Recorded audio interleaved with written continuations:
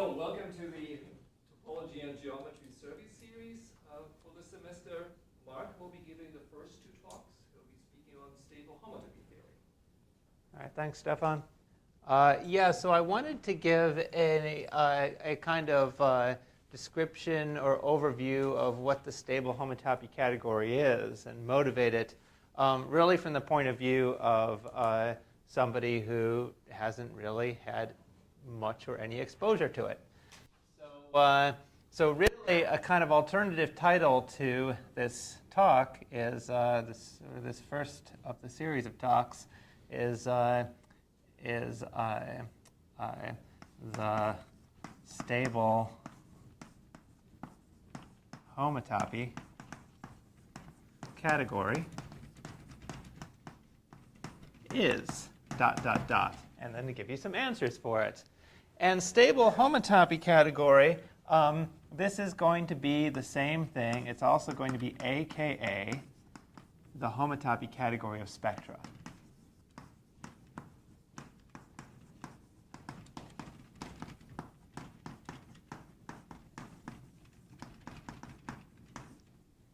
Okay. So what are the things that it is? So I'm going to give you many different perspectives.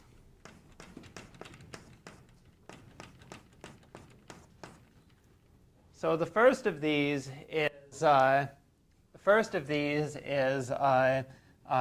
you take the homotopy category is that it's the stabilization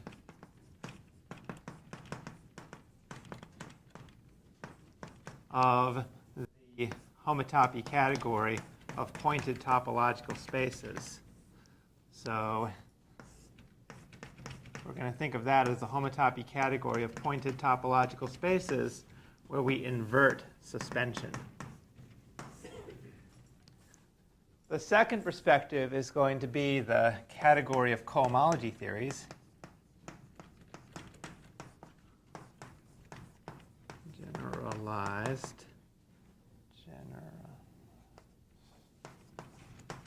Cohomology theories. And the third perspective is the homotopy category of infinite loop spaces.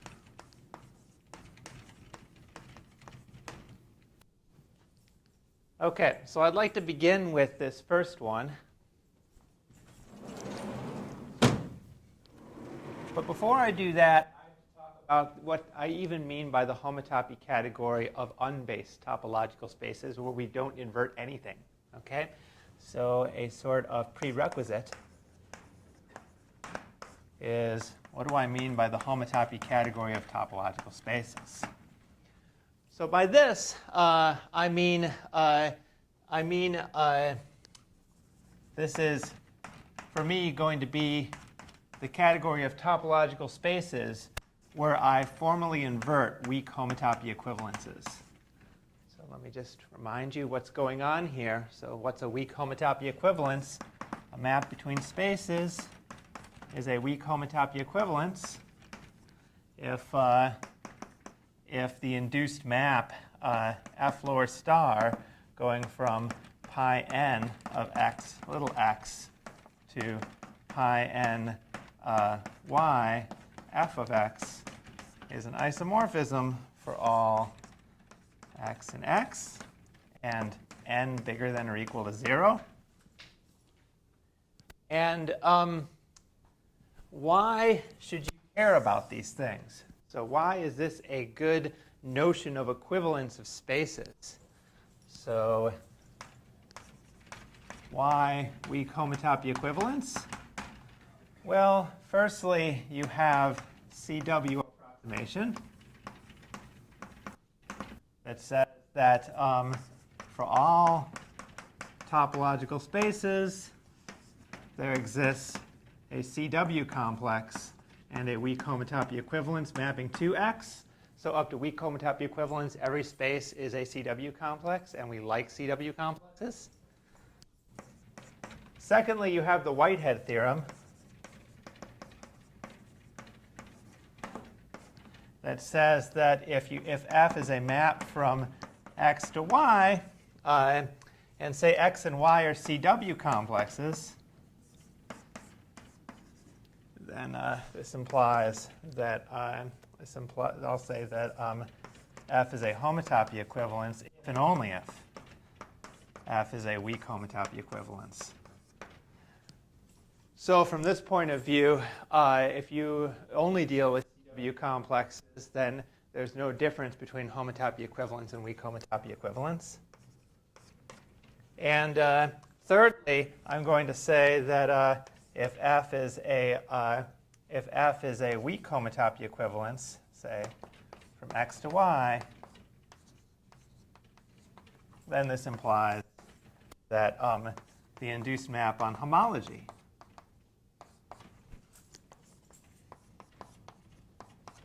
is an iso. So homology can't tell the difference between weak homotopy equivalence. And if we think about algebraic topology as somehow looking at algebraic invariance, well, at least those coming from homology can't tell the difference.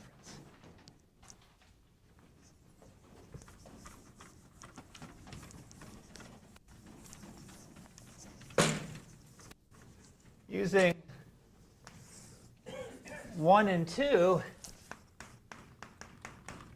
it also gives me, so I say category of topological spaces, this is the category of topological spaces where I invert weak homotopy equivalence.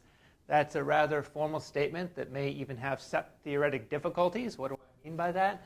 But I can give a very concrete model for that if I use 1 and 2. So 1 and 2 imply that the homotopy category of topological spaces can be modeled as the category of CW complexes where I invert homotopy. Oh, let me write it this way. So the category of CW complexes where I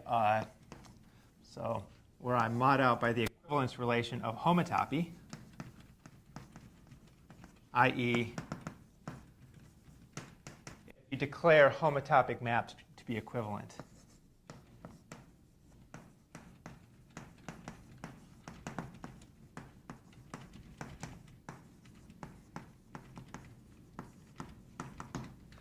This may not seem exactly related to what I said over here, but I'm just going to mention that if you take the category of topological spaces and simply invert the homotopy equivalences, this turns out to be the same thing as just taking the category of topological spaces and imposing the equivalence relation of homotopy.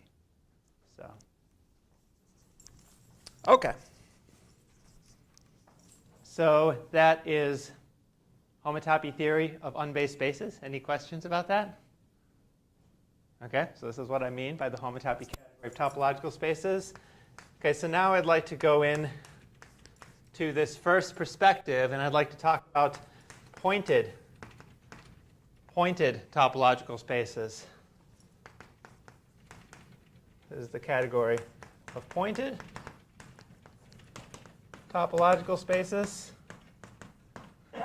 And here I guess I'm going to impose some point set conditions. So I'll say compactly generated, well pointed. I would like you to sort of ignore these parenthetical remarks. They're just meant to make things I say true, but they don't really change things too much. And so what are some things I want to say about this category? First off, so we have the, let's let map star from x to y be the space of pointed maps from x to y.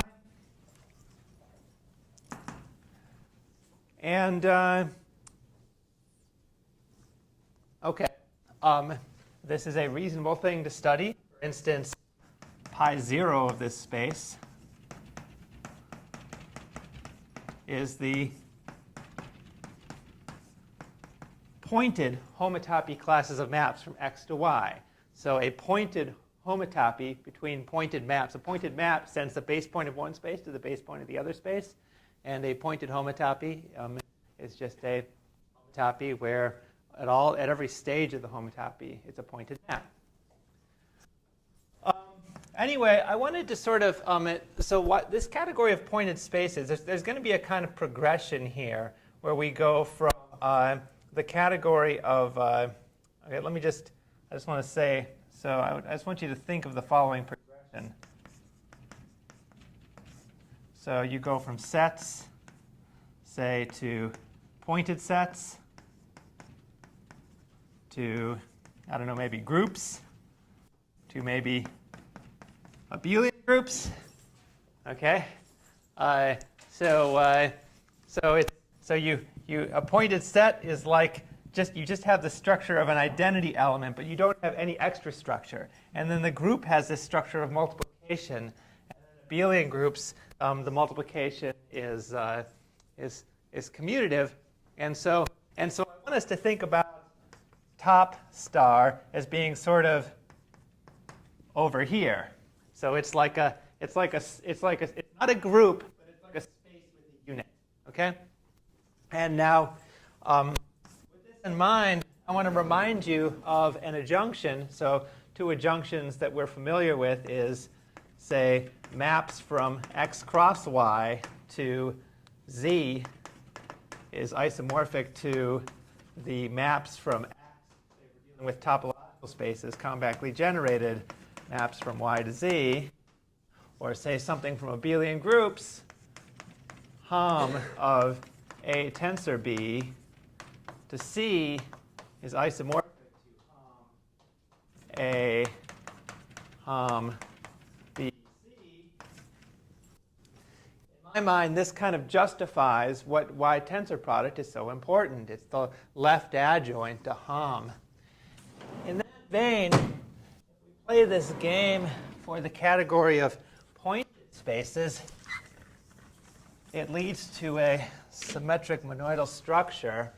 So in the category of pointed spaces, we have pointed maps from X to the space of pointed maps from Y to Z is isomorphic to the pointed maps from the smash product, X smash Y, to Z. So let me remind you what the smash product is. Is there a reason you're being so careful distinguishing spaces and non-spaces in maps?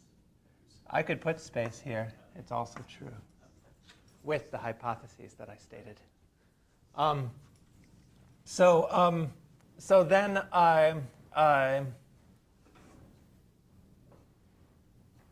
what is the smash product?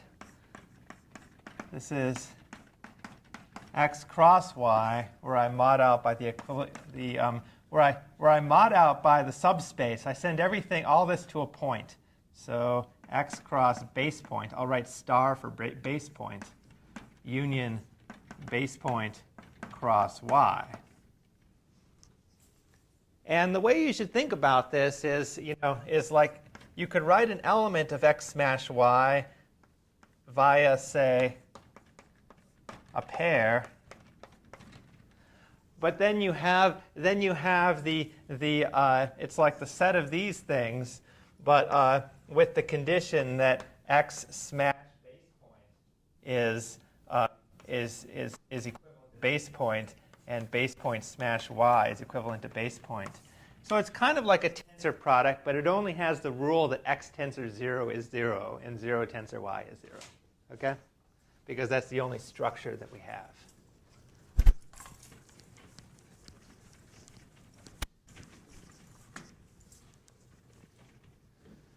Okay, that's smash product.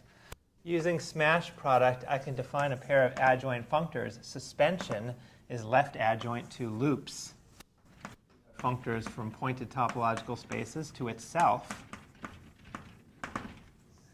And suspension is X smash S1 smash X, and loops is the space of pointed maps from S1 to X and they're adjoint because of this adjunction here. Why should you care about suspension? So two things to say about suspension. First thing is using S1, modeling S1 as the interval mod the boundary of the interval, then I could compute the suspension of x by first taking x cross I.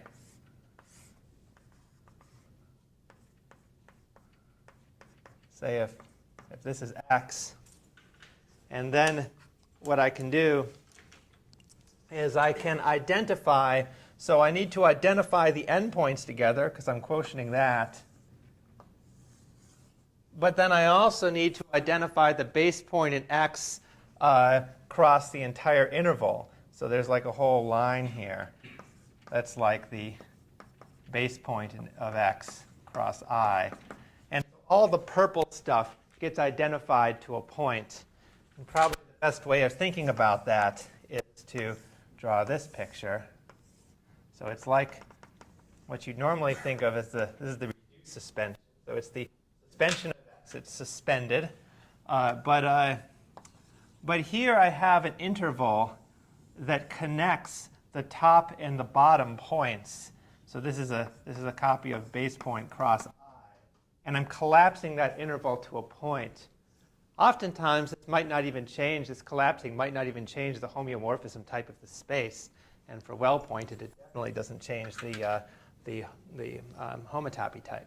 But anyway, this is a well-defined base point.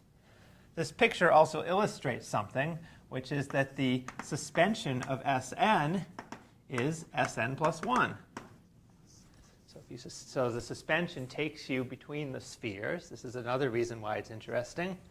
And a third thing I'm going to say about suspension is that the suspension raises the homology groups. So if I take the reduced homology of, say, x, that's isomorphic to the n plus first reduced homology of the suspension of x.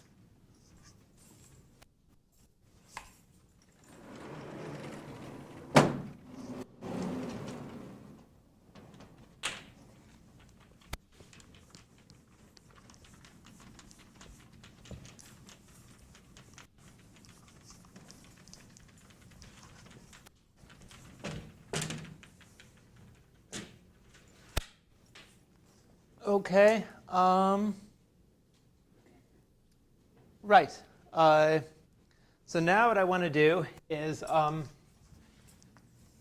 so the homotopy category of pointed topological spaces is just the category of topological spaces where I invert weak homotopy equivalences. That is a map of pointed topological spaces where the underlying map of unpointed spaces is a weak homotopy equivalence. So those are base spaces on the right side? These should be based. Thank you.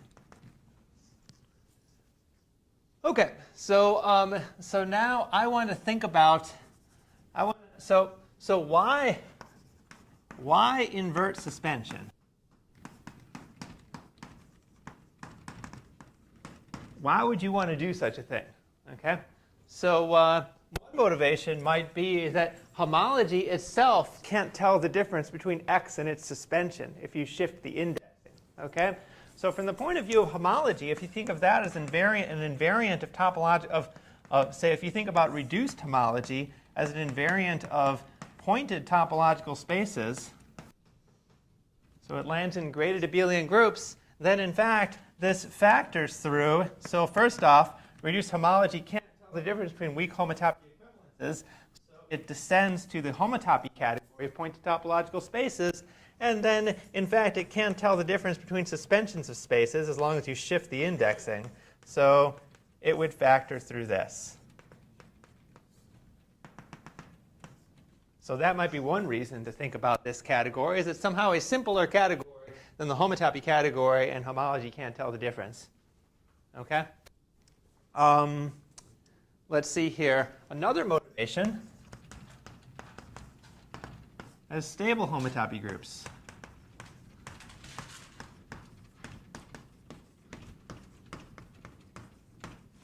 I should say, when you go over here, if you want to prove this, you prove it using excision. That's the special thing that homology has. Homotopy groups don't have excision. Stable homotopy groups are where you force excision on homotopy. Namely, what you do is you force such isomorphisms. So if you're going to force such isomorphisms, the natural thing to do is, well, let me just say this, that if you're thinking about homotopy groups, pi n of x, that's otherwise known as pointed homotopy classes of maps from Sn into x.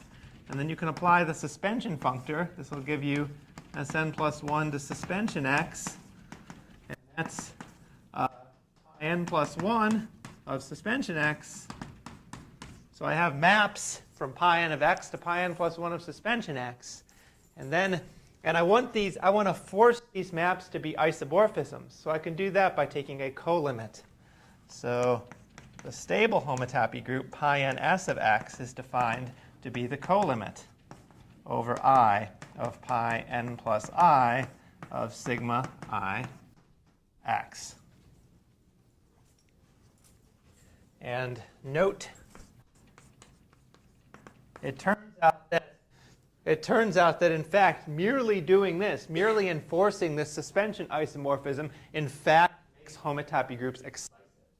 So pi n s is excisive.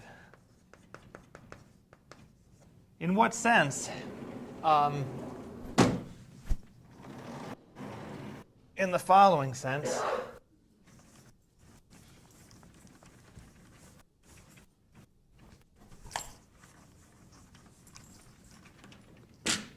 So, i.e., say X is a CW complex as expressed as a union of two subcomplexes.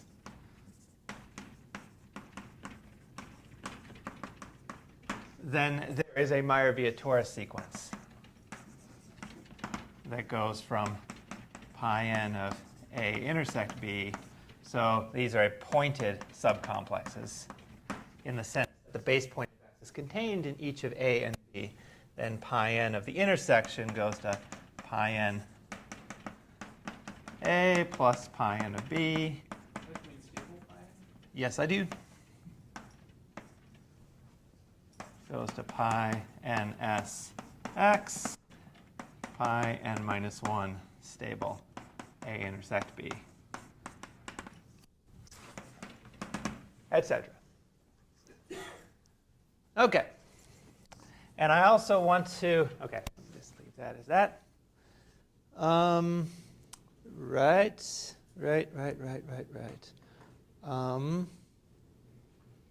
Okay. So now, okay, so this is supposed to, so then somehow pi n s also should be some kind of invariant. So pi n s should be thought of as something that goes from the homotopy category of pointed topological spaces to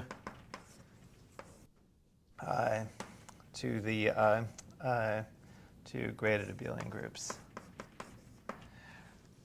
I guess what I really want to say is if you're working with homotopy groups, it makes sense to work with the homotopy category of spaces. If you're working with stable homotopy groups, this seems to be the logical category to consider. With that in mind, let me discuss how would we construct this category? How would we make this category? So how do we invert suspension?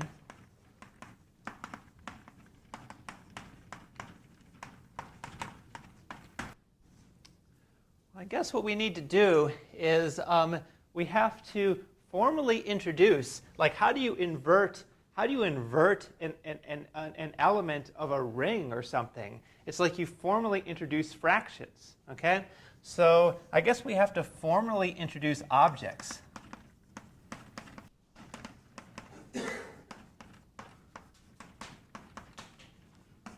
Sigma minus I x. Okay?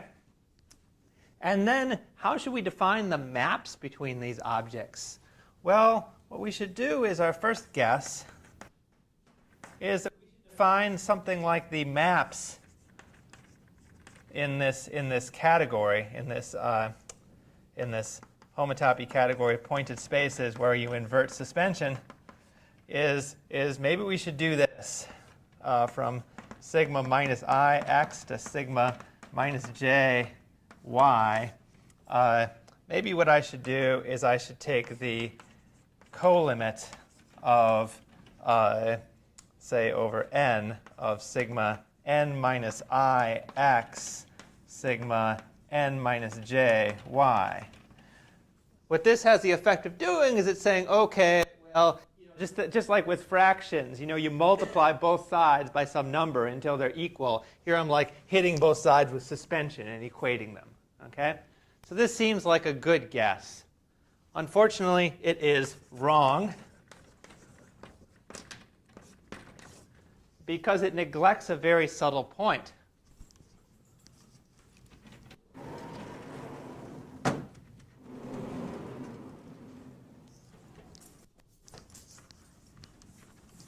So what's the issue? How could this be wrong?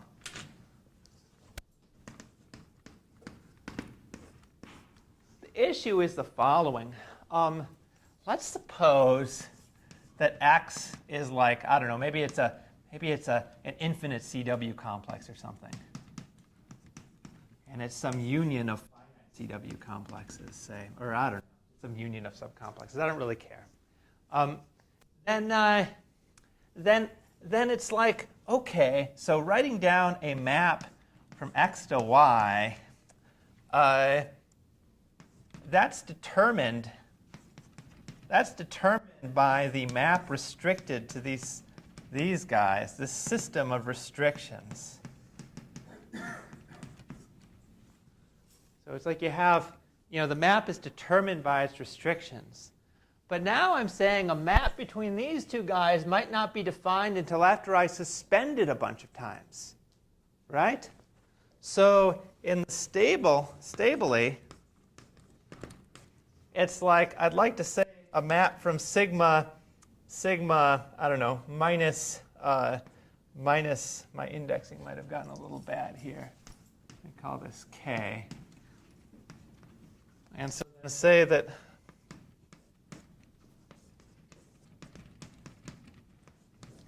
I want to define a map like this. Well, I should be considering like these things, these restrictions. So,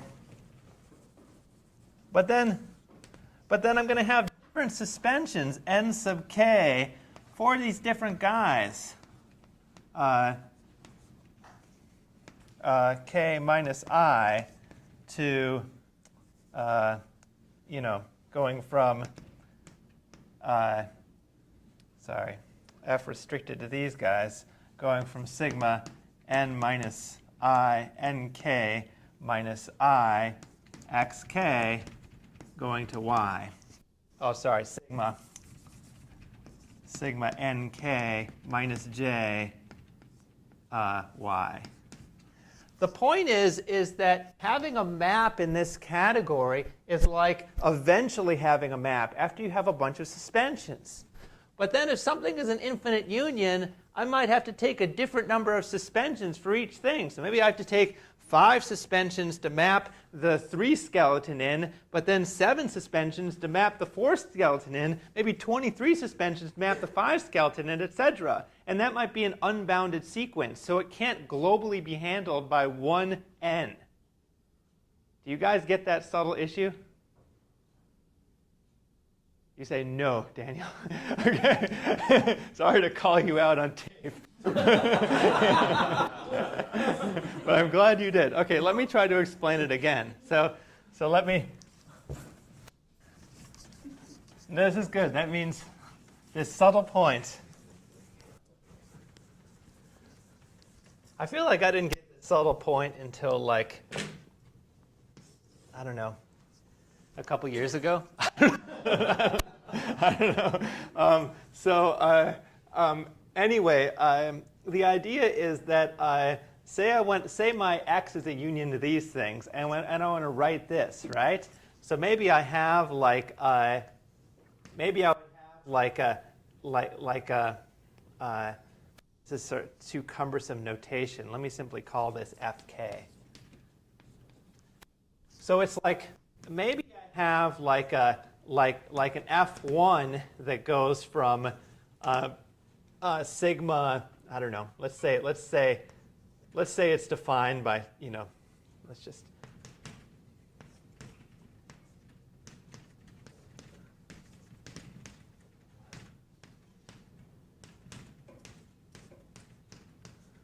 Okay, so maybe Y on the right side? so maybe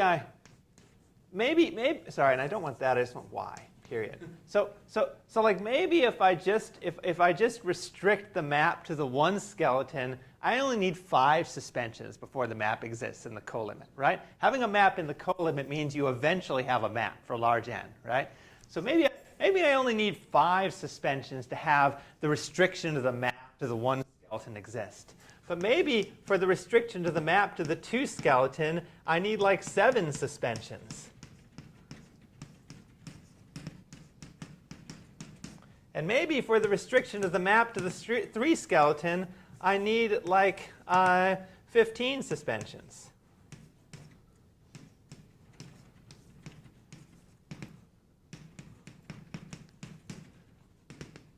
And what if this sequence, 5, 7, 15 is an unbounded sequence?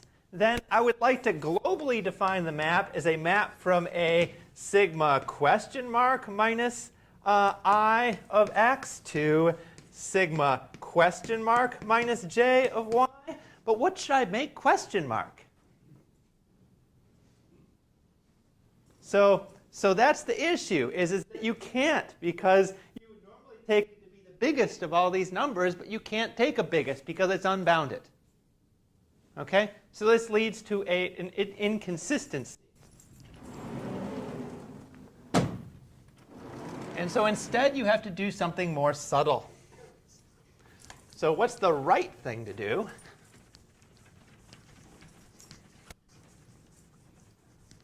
The right thing to do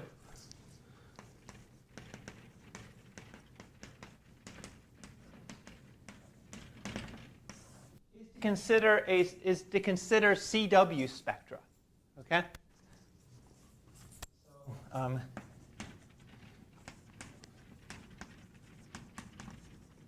So a CW spectrum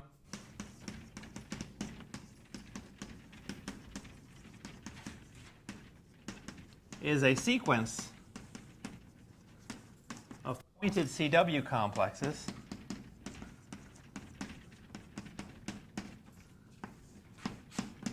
xi together with inclusions of subcomplexes.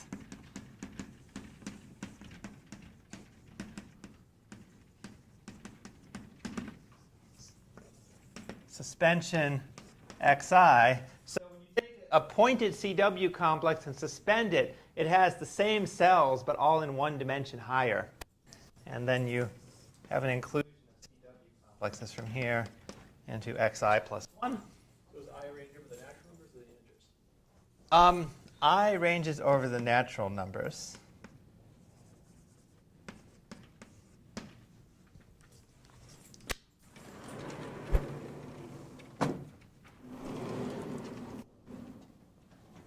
And the reason for doing this, why would this be a good thing to do,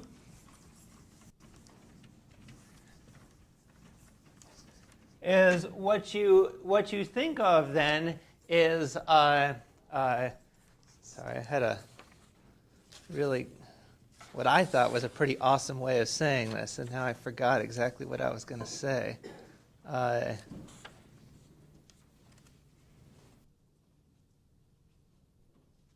Yes, that's the awesome thing to say. Let me give this map a name. I'm going to call it sigma sub I. Okay? And the idea is, so let's call this spectrum X.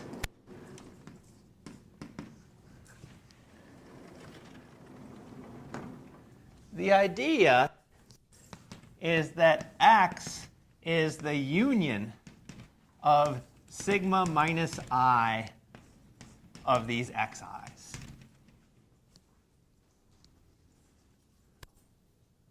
So for instance, in my previous example, I could make X the union of these skeleta, but then I could put appropriate desuspensions on the different skeleta to make the thing exist.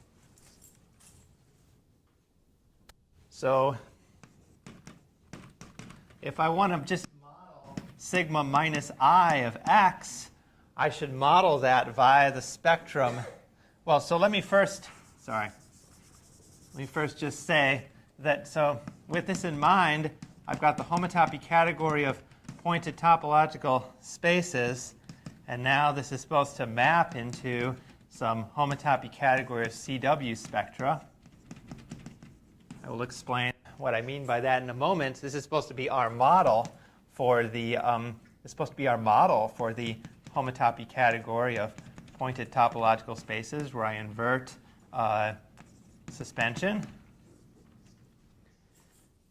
And the whole idea here is that so say a space X. So this map here is invert suspension. So a space X will map to some object here that I'll call brackets X. Okay? And so with that in mind, maybe I should really put like a brackets around this or something. And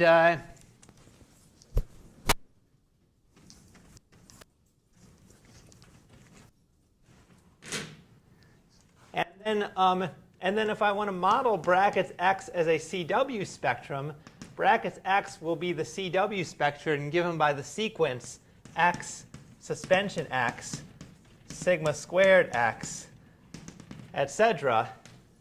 And the structure maps, sigma I, are simply the maps that go from suspension of sigma IX to sigma I plus 1X, because these are the same thing.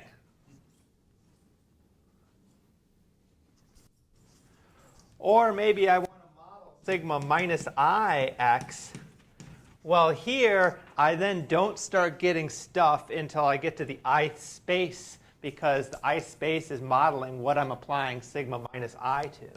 So then sigma minus IX would be modeled by point, point, point, until I get up to the ith space, where I put X, and then sigma X, sigma squared X, etc. So that's my model for sigma minus IX in this category. In order to form this homotopy category of CW spectra, I have to do many things. I have to tell you what a map between these spectra are, and then I have to tell you what I'm inverting to get this homotopy category. So let me do that now.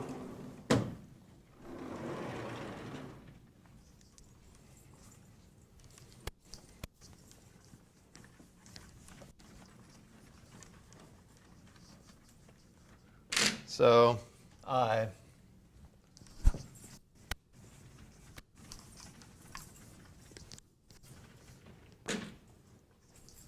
a map of CW spectra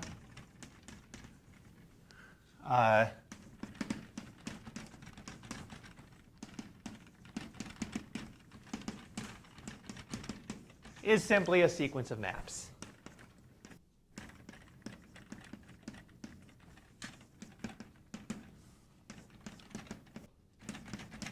Such that the following diagram commutes.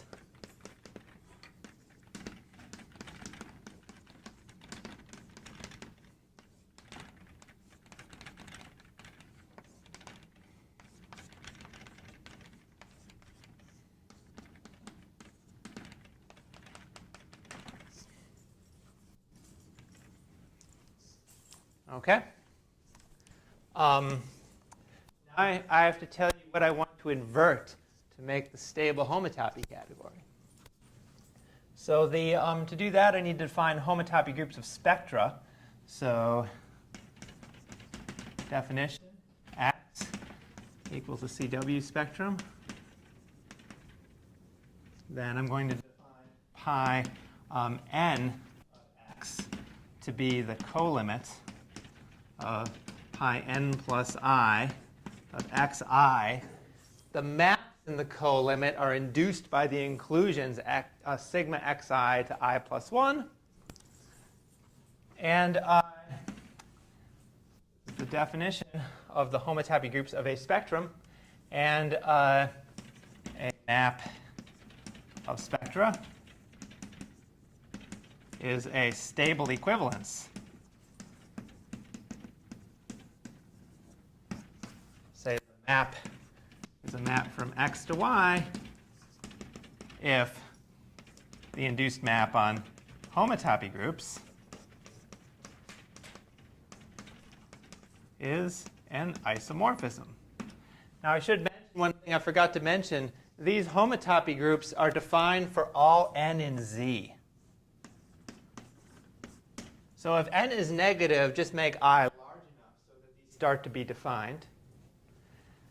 Why on earth would we want to define negative homotopy groups? Well, we have negative suspensions floating around. So if you have something, a CW complex whose bottom cell is in dimension 5 and suspend it 2 times, the bottom cell will be in dimension 7. But if you desuspend it 7 times, the bottom cell will be in dimension -2. So it might very well have a negative second homotopy group. And so you need to have these negative homotopy groups if you're going to invert suspension. And so is an iso for all star in Z. And with that in mind, this homotopy category of CW spectra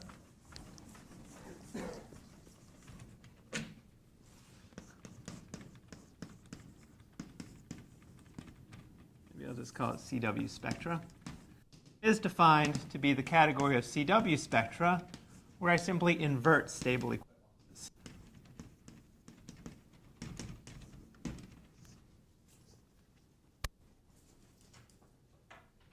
Okay.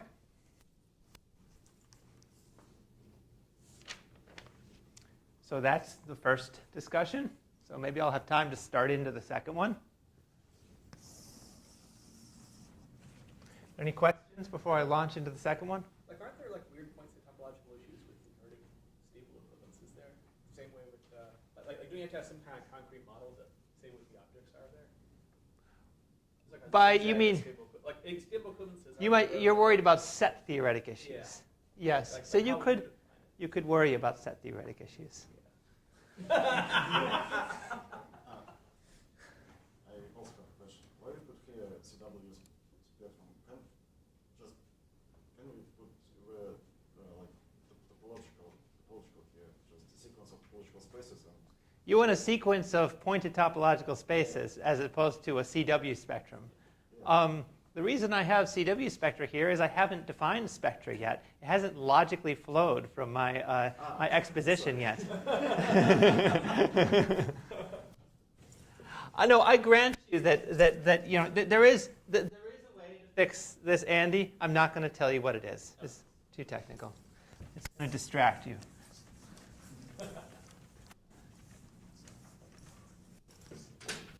It's analogous to the way you fix it for taking and inverting weak homotopy equivalences.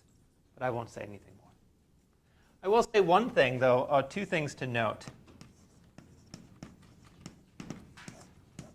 So firstly, let me mention that that if K is a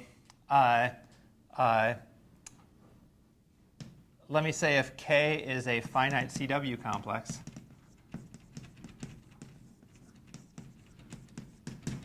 then it turns out that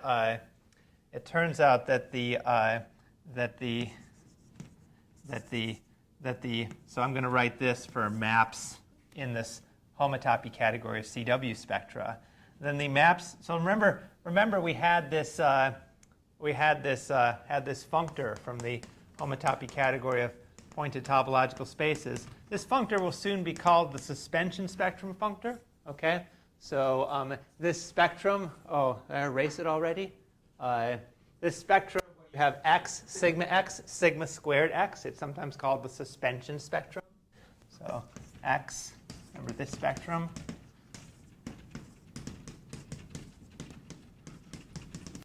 This is called the suspension spectrum.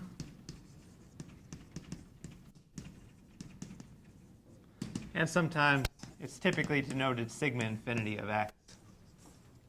So I just want to say that that sigma infinity k to y, this is literally computed as the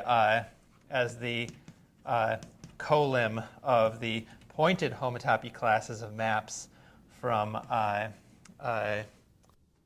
here. Do I want to put? Let me just put y in. I'm going to do this just for simplicity. Though I don't think I even need to do that. Let me just, okay. I can put my y here. It's totally fine. So this is actually true. It's the colimit of sigma I k into yi. So that's one thing to note. So in particular, that the thing I said was a bad thing to do is actually a fine thing to do if the source has some finiteness properties. Okay? It just becomes bad when it doesn't have finiteness properties. And the second thing to note is that this is pointed homotopy classes of maps.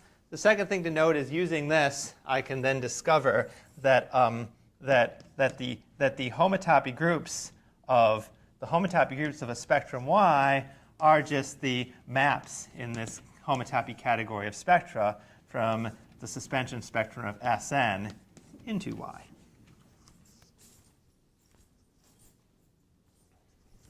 So in particular, this category of spectra is a place where I can compute stable homotopy groups by mapping spheres in. Okay, let me get started on the second perspective. Before we get started, just want to ask, when is stable equivalence already invertible in the CW spectra? So Hari, you're asking when is a stable equivalence invertible in spectra? Like, does it have an actual inverse? Yeah. An inverse up to homotopy in the sense of a homotopy between sequences of maps? Because if you're saying inverse on the nose, it would be if each of these is a homeomorphism. Yes, just like what do you have for like what do you have for like in the case of Whitehead's theorem? So you want a homotopy inverse. Yeah, so that's a little more of a dicey question, I'm going to say. It's a little, it doesn't have as nice an answer. I'll just put that. Even with CW spectra, it doesn't have as nice an answer. It's sort of a weaker answer. It's like, if you're dealing with finite CW spectra, then you'll have an inverse after sufficiently many suspensions, but not even on the nose there. So that's all I can say. Okay. So then, right, so let's talk about generalized cohomology theories.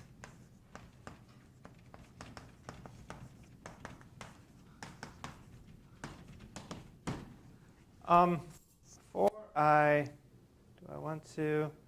Okay, fine, I'll just leave this. Well, I just wanted to sort of, now let me dive right in. Okay, so what's a generalized cohomology theory? So that's a functor from pointed topological spaces to graded abelian groups. Here star is any integer, and it satisfies the following axioms. Firstly, it's homotopy invariant. So if f goes from x to y is a weak homotopy equivalence, this implies that, cohomology functors are contravariant. Then it's a map from, then the induced map from the reduced cohomology of y to the reduced cohomology of x. is an isomorphism. So that's homotopy invariance. Secondly, I require a excision, or I might also call this a weak sheath condition.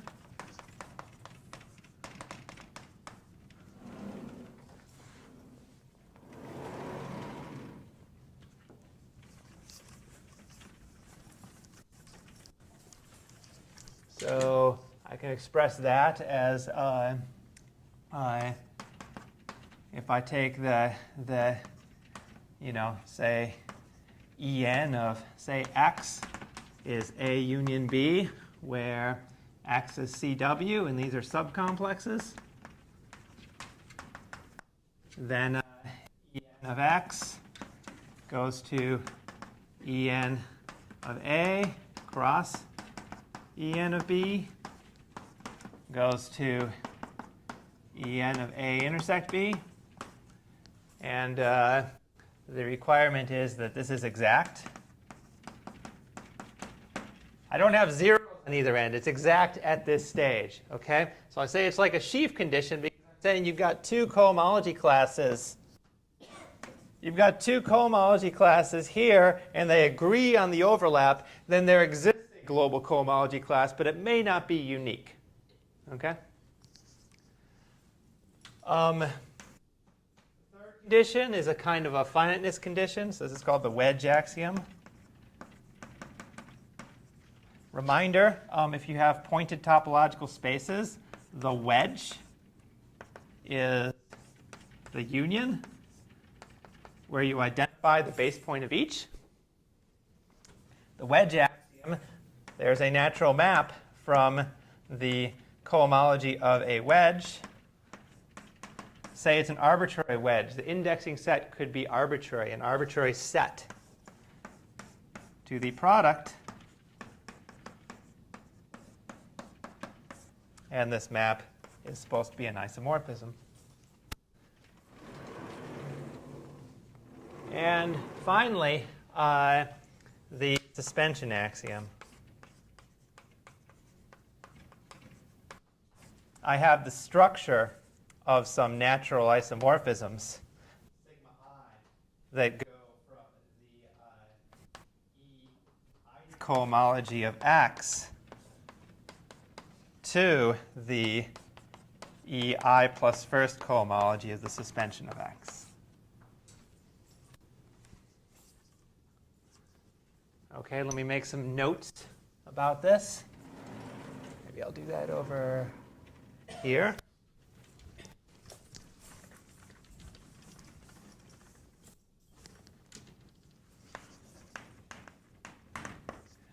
This is a generalized reduced cohomology theory.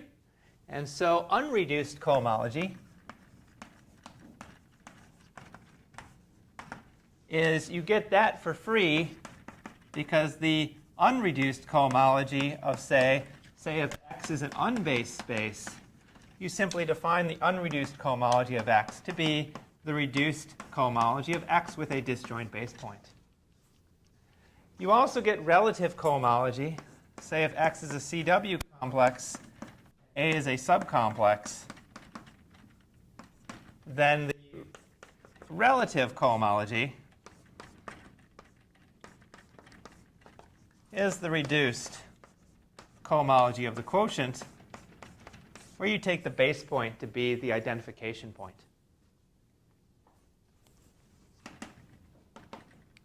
With these definitions, you have everything that you know and love with regular cohomology.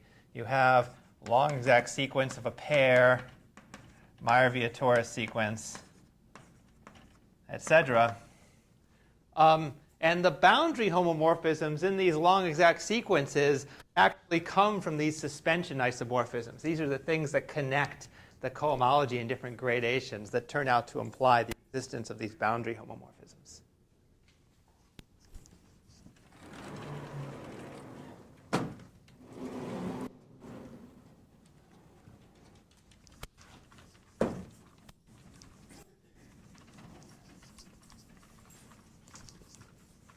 So here's an idea. So I will give examples of generalized cohomology theories in my next lecture, okay? But of course, one example is regular cohomology with coefficients in some abelian group. But of course, there are going to be other examples, otherwise we wouldn't have such a thing. And the idea here is that if you have, so one of these generalized cohomology theories is going to, you could regard it as a functor that goes from the homotopy category of pointed topological spaces to graded abelian groups. I guess it's contravariant. But because it has these suspension isomorphisms, it's going to factor through this homotopy category of, I'll say this homotopy category of topological spaces where I invert suspension.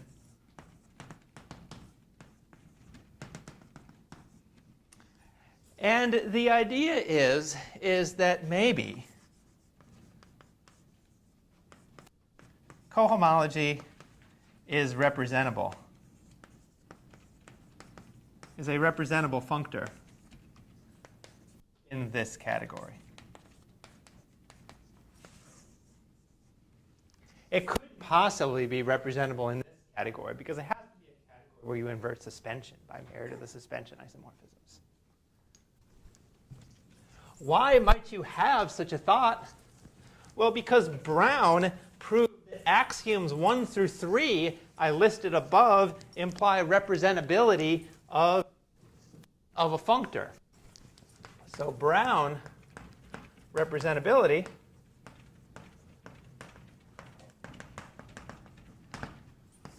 suppose,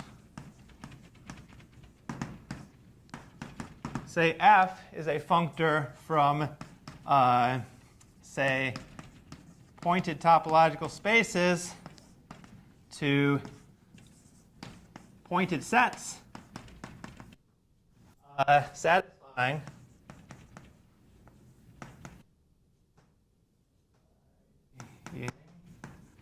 one through 3, but not 4, not having, it's just not graded, it's just a single functor, then this implies that there exists a space f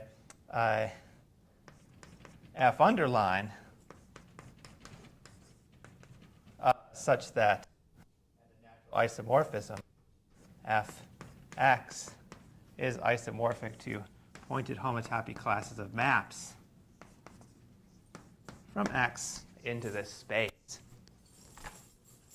Sorry, by homotopy classes of maps, pointed homotopy classes of maps, I always mean maps in the homotopy category, not actual homotopy classes of maps. But if X were a CW complex, the two things would be the same.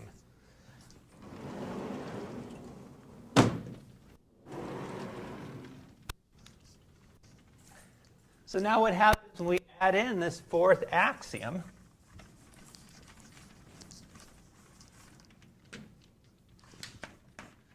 So the suspension axiom, so given this sequence of functors, En, a cohomology theory, then Brown representability implies that there exists a sequence of representing spaces.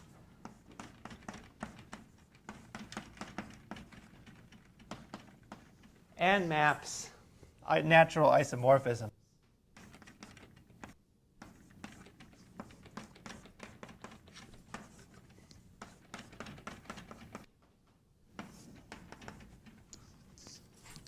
Now I haven't even used the suspension axiom. I've just used the fact that I have many functors.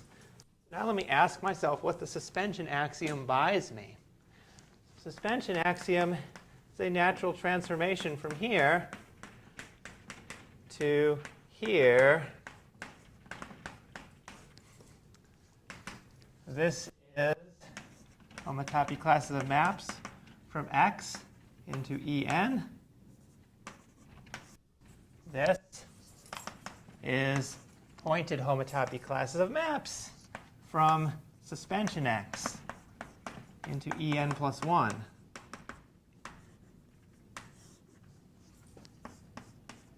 And by adjunction, this is the same thing as homotopy classes of maps from X into loops, En plus 1. So then by the Oneida lemma, this implies that this natural transformation between representable functors comes from a map between these spaces.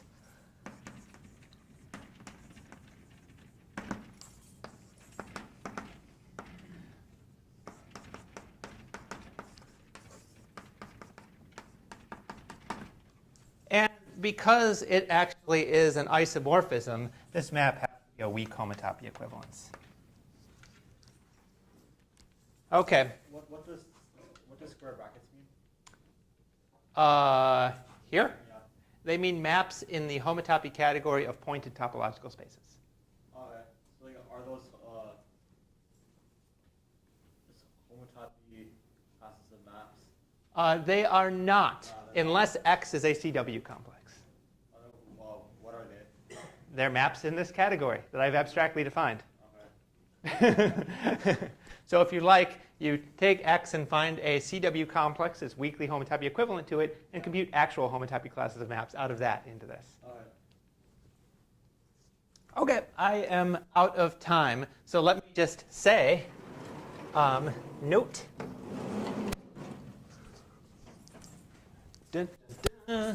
that having this data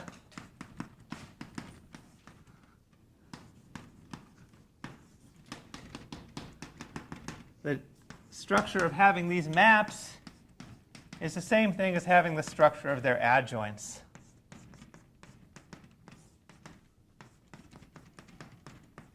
Now, the adjoint of a weak homotopy equivalence is way not a weak homotopy equivalence. So this is simply a map.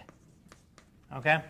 But I just want to point out this looks a lot like the structure we saw with CW spectra. Such a thing, by the way, a sequence of spaces EI together with such weak homotopy equivalences is called an omega spectrum. And so beginning next lecture, I will begin talking about spectra, which are the things that Nikolai wanted me to talk about, where I simply have spaces and maps and no conditions. And so this is supposed to motivate that. Okay. Are